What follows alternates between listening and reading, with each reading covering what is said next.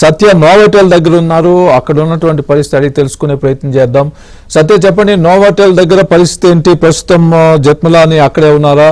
ఎంతసేపట్లో సిపిని కలిసే అవకాశం ఉంది? తదనంతర కార్యక్రమం ఏంటి జత్మలానిది? స్వామి, కాదంబరి జైత్వాని ఈ నోవాటెల్ హోటల్లోనే ఉండడం జరిగింది. కొద్దిసేపటి క్రితం ఆమెకు సంబంధించిన లీగల్ టీము హోటల్కి చేరుకున్నారు. ముఖ్యంగా నర్రా శ్రీనివాసరావు, ఎవరైతే న్యాయవాది హైకోర్టు అడ్వకేట్ ఉన్నాడో ఆయనతో పాటు మరికొంతమంది న్యాయవాదులు కూడా లోపలికి చేరుకుని ప్రస్తుతం ఆమెతో చర్చిస్తున్నారు. ముందుగా పోలీసులు మాత్రం ముందు తమకు స్టేట్మెంట్ ఇచ్చిన తర్వాతే మీడియా ముందుకు వెళ్ళాలి, ముందుగా మా పని చేసుకోనివ్వండి అని పోలీసులు ఇప్పటికే జైత్వానికి సంబంధించిన న్యాయవాదులతో మాట్లాడినట్టుగా తెలుస్తోంది. అయితే ముందుగా మీడియాతో మాట్లాడి తర్వాత స్టేట్మెంట్ ఇవ్వడానికి వెళ్ళాలా, లేదా ముందుగా స్టేట్మెంట్ ఇచ్చి తర్వాత మీడియా ముందుకు రావాలా, స్టేట్మెంట్ ఆధారంగా పోలీసులు చెప్పిన దాన్ని బట్టి నడుచుకోవాలా అనేది కూడా ఇంకా నిర్ణయం తీసుకోలేదు. వారైతే ప్రస్తుతం జైత్వానితో చర్చిస్తున్నారు, వారి కుటుంబ సభ్యులతో కూడా చర్చిస్తున్నారు లీగల్ టీం మొత్తం. మరి కాసేపట్లో ఎవరైతే ఈ ఇన్వెస్టిగేషన్ ఆఫీసర్ ఉన్నారో ఆవిడ కూడా ఇక్కడికి చేరుకుంటారని తెలుస్తోంది. ఆమె చేరుకున్న తర్వాత స్టేట్మెంట్ తీసుకున్న తర్వాత ఇక్కడి నుంచి సిపిని కలవడానికి వెళ్తారు అని కూడా చెబుతున్న పరిస్థితి అయితే ఉంది. సిపిని కలిసిన తర్వాత తనకు జరిగిన అన్యాయం పైన అన్ని విషయాలను కూడా ఆమె పోసుకొచ్చినట్టు చెప్పడంతో పాటు ఫిజికల్గా కంప్లైంట్ను రైజ్ చేసి ఆ కంప్లైంట్ను కూడా ఆయనకు అందించబోతున్నట్టుగా తెలుస్తోంది.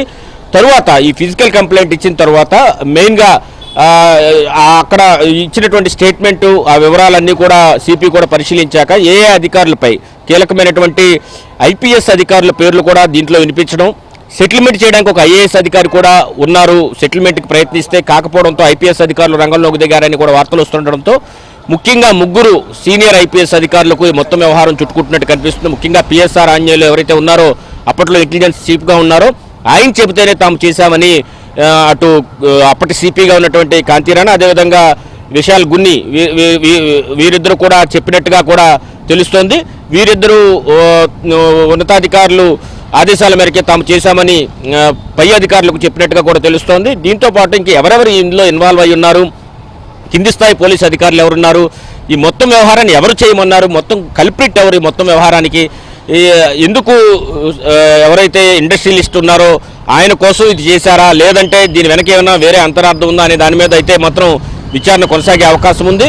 అయితే ప్రస్తుతానికి మాత్రం ముంబైలో ఆమె పెట్టిన కేసును విత్డ్రా చేయించడానికి మొత్తం వ్యవహారాన్ని ఏపీ పోలీసులు నడిపించారని, ఒక మహిళను ఇబ్బందికి గురి చేయడం కోసం మొత్తం ప్రభుత్వ యంత్రాంగాన్ని మొత్తం కూడా దుర్వినియోగం చేశారనేది ఇప్పటికే తేలిన నేపథ్యంలో ప్రస్తుతం న్యాయవాదులు తాము చర్చిస్తున్నారు.